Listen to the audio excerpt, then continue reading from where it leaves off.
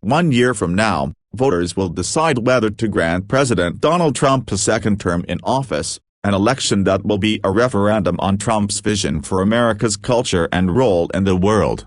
Much is unknown about how the United States and its politics will look on November 3, 2020. Who will Trump's opponent be? How will Democrats resolve the ideological, generational and demographic questions roiling their primary? Will a strong economy shore up Trump's support, or will recession warning signs turn into a reality? Will Trump face voters as just the third American president to have been impeached by the House of Representatives? This much seems certain. The nation will plunge into the election as deeply divided as it has been politically in more than half a century, when cities were in flames with protests over war and civil rights. It seems like Republicans and Democrats are intractable, said Mark de Grove, a presidential historian and chairman of the Lyndon Baines Johnson Foundation. They are both adhering to their own versions of reality, whether they're based in truth or not. The political divisions today reflect societal and economic schisms between more rural, largely white communities where the economy depends on industries being depleted by outsourcing and automation, and more urban, racially diverse areas dominated by a service economy and where technology booms are increasing wealth. Many of those divisions existed before Trump, but his presidency has exacerbated them. Trump has panned his political opponents as human scum, while Democrats view his vision for America's future as anathema to the nation's founding values. Indeed, no president in the history of public opinion polling has faced such depth and consistent partisan polarization. Polling conducted by Gallup shows that an average of 86% of Republicans have approved of Trump over the course of his time in office, and no less than 79% have approved in any individual poll. That's compared with just 7% of Democrats who have approved on average, including no more than 12% in any individual poll. One thing that does unite the parties: voters' widespread interest in the presidential campaign, even at this early phase. A poll from the Associated Press Nork Center for Public Affairs Research shows 82% of Democrats and 74% of Republicans are already interested in the election.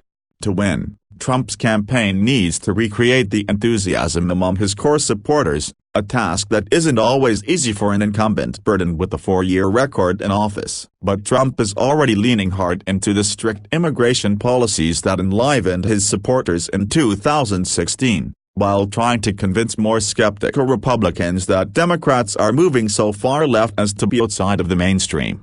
Rather than trying to persuade independents and moderate Democrats to switch their allegiances, the Trump campaign also believes it has better prospects in identifying Trump fans who didn't show up in 2016 and mobilizing them to vote.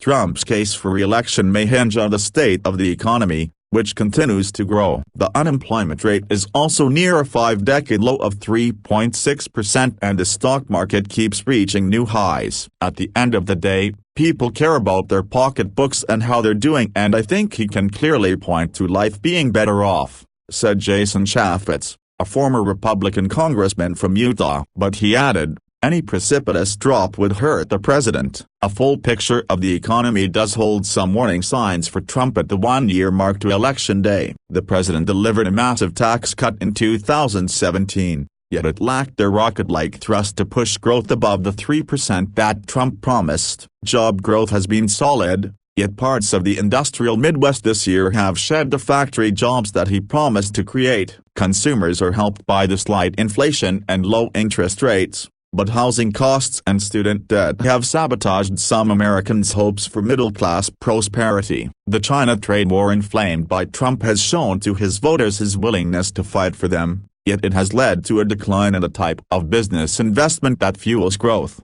That is the story of the American economy Democrats want to tell over the next year, but the party is still struggling to figure out its own message to voters beyond contempt for Trump, the one sure thing that unites Democratic voters. With just 3 months until primary season voting begins, the top tier of candidates reflects the party's uncertainty over its own identity. Former Vice President Joe Biden promotes his decades of experience and running as an unabashed moderate willing to work across the political aisle. Sens. Elizabeth Warren of Massachusetts and Bernie Sanders of Vermont are pushing for sweeping liberal change. With all three of those candidates in their 70s, Pete Buttigieg, the 37-year-old mayor of South Bend, Indiana, is running a surprisingly successful campaign on a call for generational change.